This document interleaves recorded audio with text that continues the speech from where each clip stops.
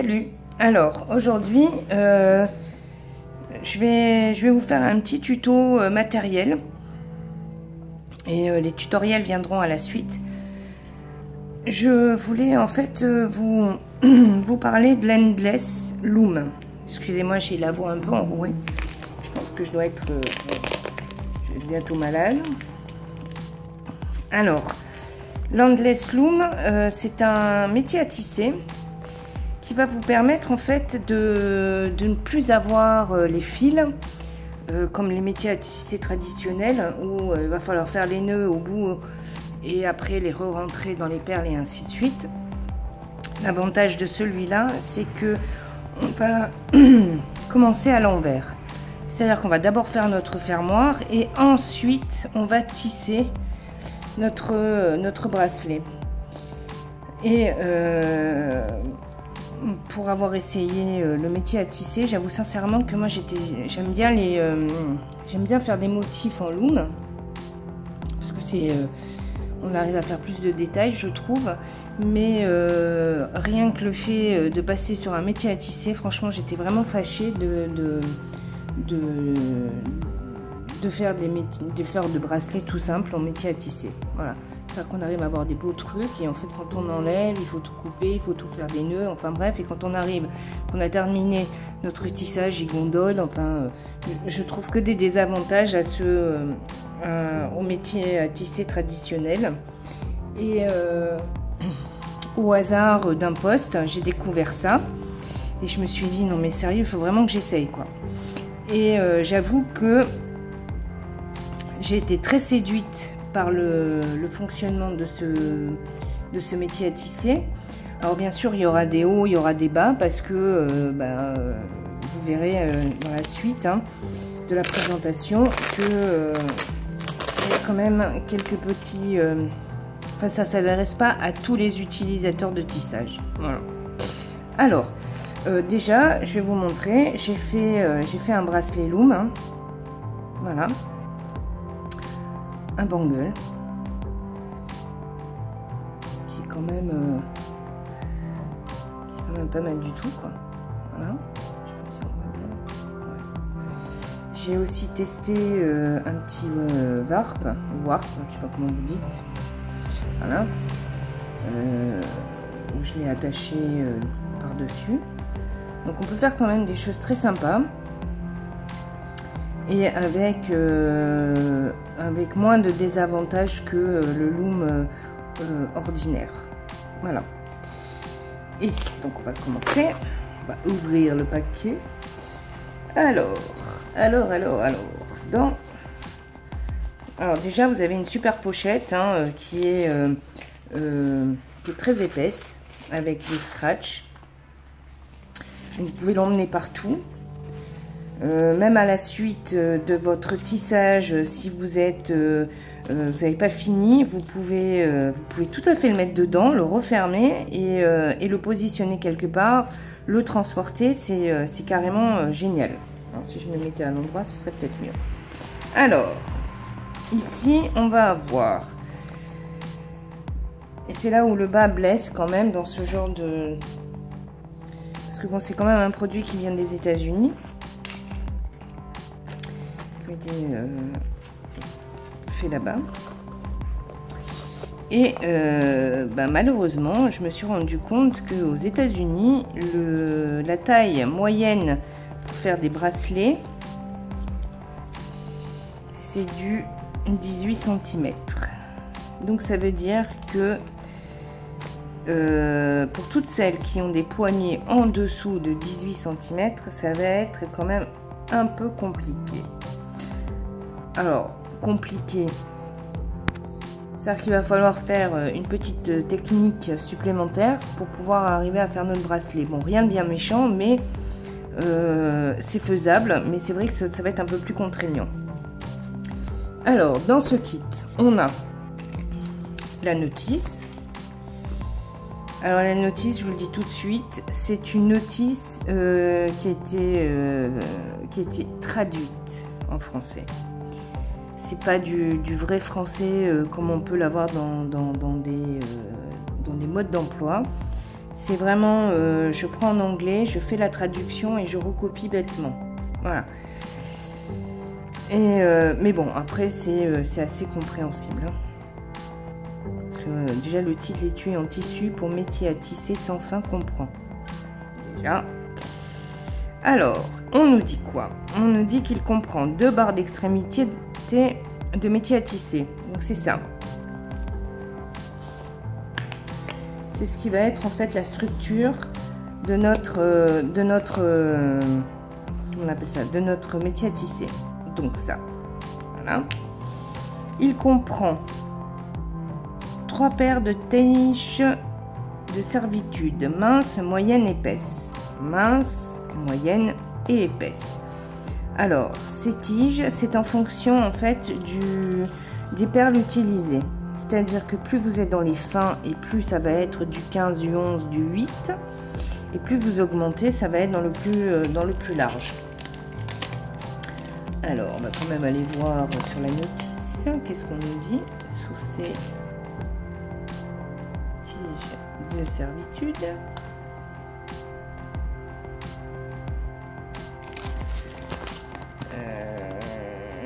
Donc on trouve en fait les tailles à la fin.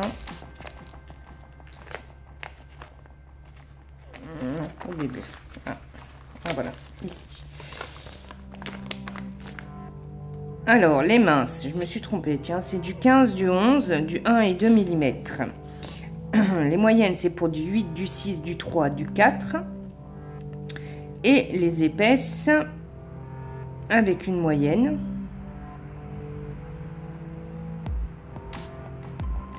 C'est du 5, 6.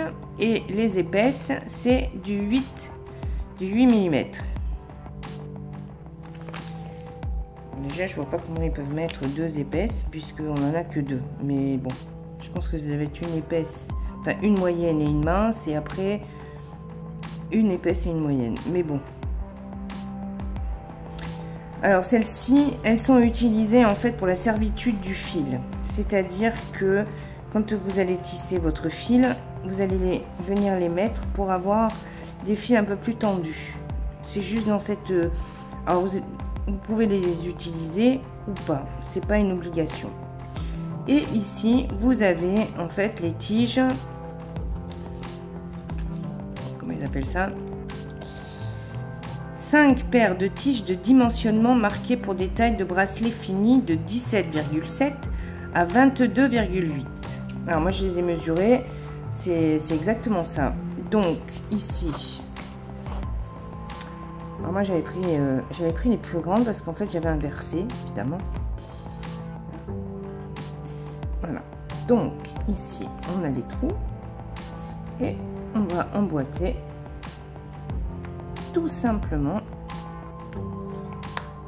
nos tiges et nous avons notre métier à tisser. Alors moi j'ai trouvé ça excellent. Alors bien sûr le désavantage c'est que ça s'adresse qu'à des personnes qui ont un gros poignet et c'est bien dommage parce que mais je pense quand même qu'il y a il doit y avoir une raison quand même parce que pour l'avoir utilisé en petit comme ça, on a moins de passages ici pour passer nos perles entre les fils. Alors, est-ce que c'est délibérément fait ainsi? Et à ce moment-là, on peut supposer qu'on va prendre par exemple du 23 cm et faire comment dire, faire une attache derrière afin de pouvoir tisser quand même. Alors, je sais que, par exemple, celui-là,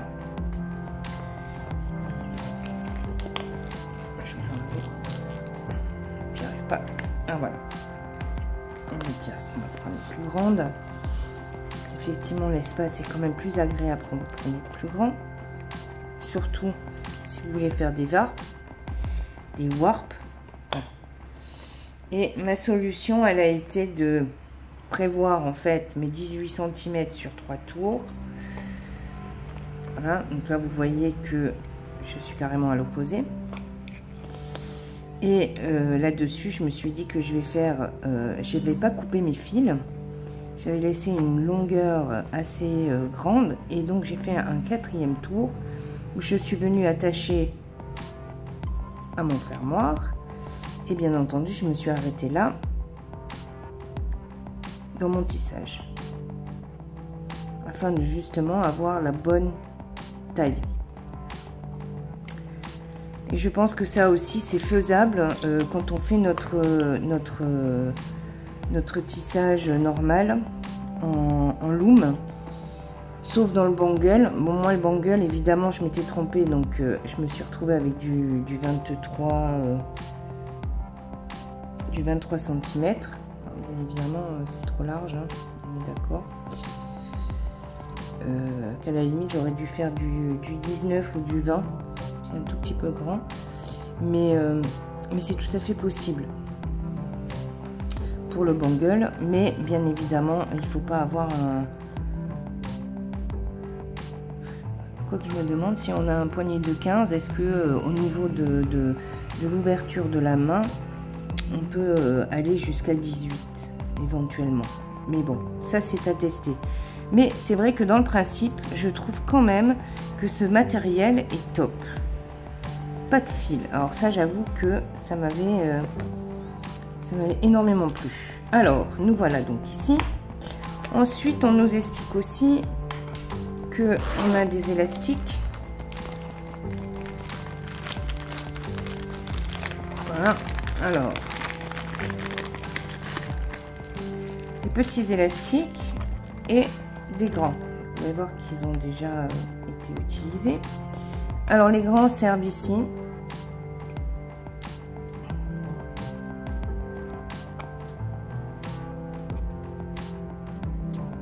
Non, c'est dans l'autre sens. C'est les petits. Voilà, ils servent ici. Donc on les met là. Et les petits viennent ici et ici. Oui, après on peut même les passer là. Et ça nous permet de maintenir en fait notre tissage quand on le monte.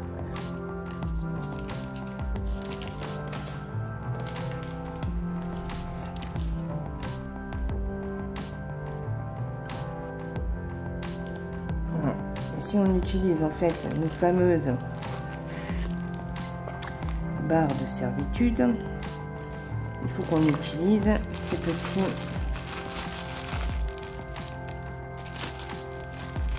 élastiques. Alors j'admets que il ne reste pas tout le long du tissage, hein. Faut être honnête, même pas du tout. Voilà, ça vous permet de les tenir en place. Alors, bien sûr on enlève ici, on les fait passer ici et vous avez en fait votre barre d'espacement qui tient. Alors, cette barre d'espacement, on est bien d'accord, elle va venir en dessous de votre tissage de manière à pouvoir tisser ici, ou alors vous déplacez votre tissage. Moi j'avoue que je les ai pas utilisés, je me suis débrouillée sans. Voilà, et ensuite vous avez ce petit outil qui est antidérapant de ce côté là et qui vous permet en fait déjà d'aligner vos fils quand vous les mettez. Et ensuite, qui peut aussi vous permettre de tenir vos perles au moment de les mettre avec l'aiguille. Au lieu de les tenir avec le doigt, vous pouvez l'utiliser. Et ça permet de ne pas avoir les perles qui tournent, comme on peut avoir avec le doigt. Et forcément, avec le doigt, on ne prend pas forcément toutes les perles. Donc ça, c'était la petite explication de ce matériel. Alors, vous voyez, ça au moins ça tient les fils aussi. Voilà.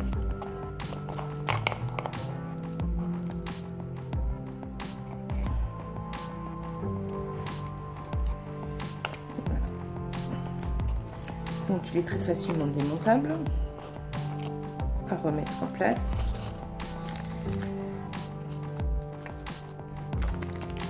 Alors, voilà.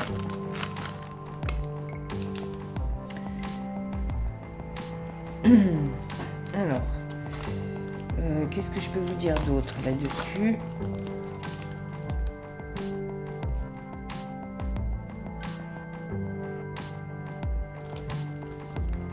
Bah, pas grand chose parce qu'en fait, je pense que je vous ai tout dit.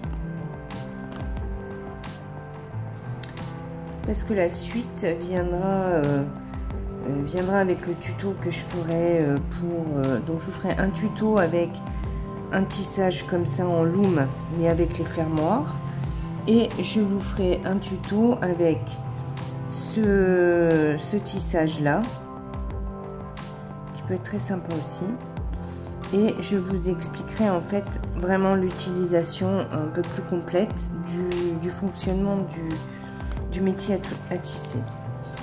Donc on fait un petit récapitulatif. Nous avons le métier à tisser avec les différentes barres qui nous permet d'avoir la largeur de notre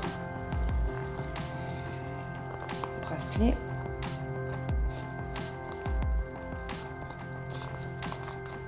Voilà.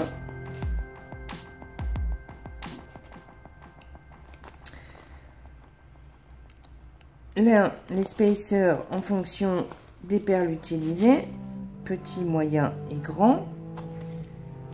Un ustensile qui va nous permettre de mettre correctement nos fils et de pouvoir enfiler.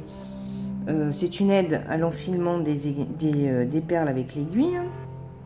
On va positionner ici. Les fameux élastiques qui vont nous permettre de tenir les spacers, et les grands élastiques qui vont nous permettre de tenir le métier à tisser en lui-même. Alors, quand je dis le métier à tisser en lui-même, en fait, c'est à tenir votre tissage. Voilà, qui va vous aider à tenir votre tissage. Et c'est très solide, hein. Je veux dire, quand vous l'avez, il se démonte pas, rien. Je veux dire, après, vous pouvez le manipuler comme vous en avez envie. Et quand vous avez terminé, hop, vous rangez déjà vos élastiques. Vous avez la petite pochette ici qui est faite pour.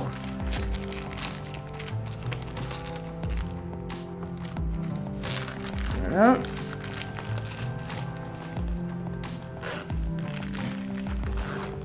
Je trouve vraiment très très bien parce que c'est vraiment du bon tissu. Je veux dire, c'est pas fin, c'est vraiment solide.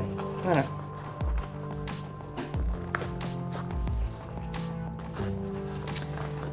Place. Voilà. On referme. Alors là, vous voyez que vous avez des accroches ici. Donc là, comme il est vide, vous allez venir vous accrocher ici. Voilà. Donc ça vous fait une petite pochette qui n'est pas trop épaisse.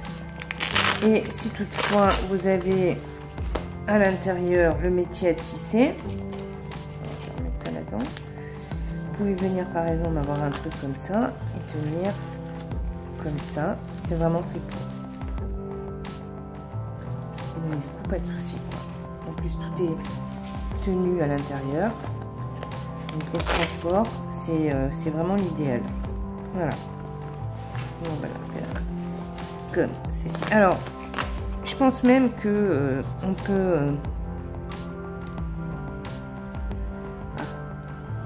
voilà, on peut même mettre ces aiguilles à l'intérieur. On passe pas à travers. Ici, on peut mettre notre fil, si toutefois. Voilà.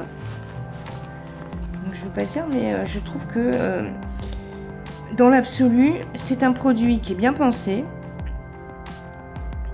Et franchement, qui va réconcilier les personnes telles que comme moi, qui avaient abandonné l'idée du métier à tisser à cause justement de toutes les contraintes des fils.